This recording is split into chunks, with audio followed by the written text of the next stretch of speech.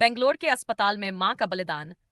बेंगलोर के एक बड़े अस्पताल में एक महिला रोज आती थी। उसका नाम सविता था और वह अपने बेटे आर्यन की देखभाल के लिए हमेशा तैयार रहती थी। आर्यन केवल 12 साल का था और गंभीर बीमारी से जूझ रहा था। उसे एक दुर्लभ रक्त विकार था, जिसके कारण उसकी हालत दिन ब दिन बिगड़ती जा रही थी। डॉक्टरों ने कई इलाज करने की कोशिश की, लेकिन आर्यन की स्थिति में कोई खास सुधार नहीं हो पाया।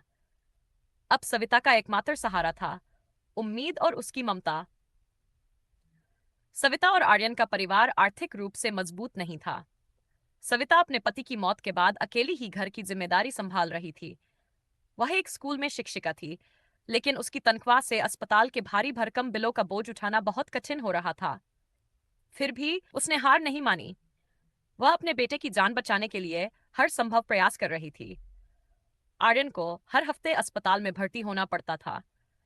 बेंगलोर के अस्पताल का स्टाफ उसे जानने लगा था और सभी उसके मासूम चेहरे पर छलकते दर्द को देखकर भावुक हो जाते थे।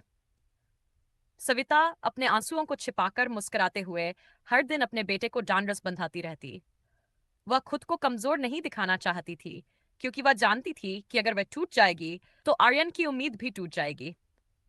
आर्यन की बीमारी का एकमात्र इलाज बोन मैरो ट्रांसप्लांट था, जिसके लिए काफी बड़ी रकम की जरूरत थी। सविता के पास इतने पैसे नहीं थे और उसने अपने दोस्तों, रिश्तेदारों और हर संभव स्रोत से मदद मांगनी शुरू कर दी। कुछ लोगों ने मदद की, कुछ ने मुंह मोड़ लिया, लेकिन सविता की उम्मीद कायम रही। उसने अपने गहने और घर तक बेचने का निर्णय कर लिया ताकि वह आर्यन का इलाज करवा सके। एक दिन डॉक्टरों ने सविता से कहा कि अब ज्यादा समय नहीं बचा है।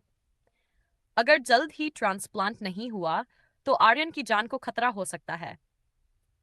यह सुनकर सविता का दिल टूट गया, लेकिन उसने डॉक्टरों से कहा, मैं अपने बेटे को बचाने के लिए कुछ भी कर सकती हूँ, बस मुझे थोड़ा और समय दीजिए।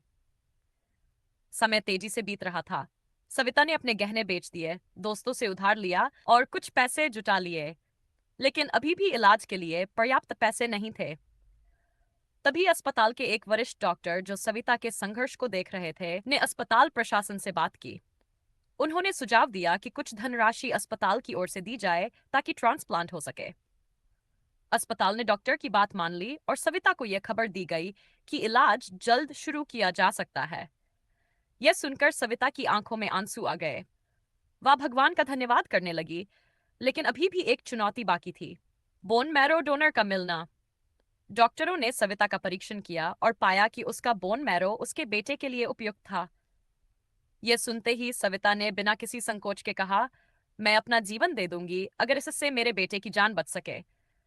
डॉक्टरों ने उसे समझाया कि ट्रांसप्लांट के बाद उसकी सेहत पर भी असर पड़ सकता है, लेकिन सविता के लिए अब उसकी अपनी जिंदगी से ज्यादा महत्वपूर्ण आर्यन की जिंदगी थी। कुछ दिनों बाद ट्रांसप्लांट की तैयारी शुरू हुई। सविता ने आर्यन के सिर पर हाथ फेरते हुए कहा, तू हमेशा मजबूत रहना बेटा, मैं हमेशा तेरे साथ हूं। आर्यन की मासूम आंखों में डर था, लेकिन उसे अपनी मां पर पूरा भरोसा था। ऑपरेशन हुआ और सफल रहा। डॉक्टरों ने बताया कि अब आर्यन की हालत में धीरे धीरे सुधार होगा, लेकिन ट्रांसप्लांट के बाद सविता की सेहत बिगड़ने लगी। उसने अपने शरीर की सारी ताकत अपने बेटे को दे दी थी। वह कमजोर होती जा रही थी, लेकिन उसने अपने चेहरे पर एक भी शिकन नहीं आने दी। वह खुश थी कि उसका बेटा अब ठीक हो रहा है। आर्यन की सेहत में सुधार हो गया और कुछ ही महीनों में वह अपने पैरों पर खड़ा हो गया। वह अब पूरी तरह स्वस्थ हो चुका था, लेकिन सविता की हालत इतनी बिगड़ गई कि वह अस्पताल में भर्ती हो गई। उसके शरीर ने धीरे धीरे काम करना बंद कर दिया था। आर्यन अपनी मां के पास बैठकर रोता रहा। उसने कहा, मां, तुमने मेरी जान बचाई, लेकिन मैं तुम्हें खोना नहीं चाहता। सविता ने मुस्कुराते हुए कहा, तू मेरे लिए सब कुछ है बेटा। मैंने जो भी किया वह तेरे लिए ही किया। अब तू स्वस्थ है, यही मेरी सबसे बड़ी जीत है। कुछ ही दिनों बाद सविता की मृत्यु हो गई। आर्यन ने अपनी मां को खो दिया, लेकिन उसने उसकी ममता और बलिदान को हमेशा अपने दिल में जिंदा रखा। सविता ने अपनी जान देकर अपने बेटे को जीवन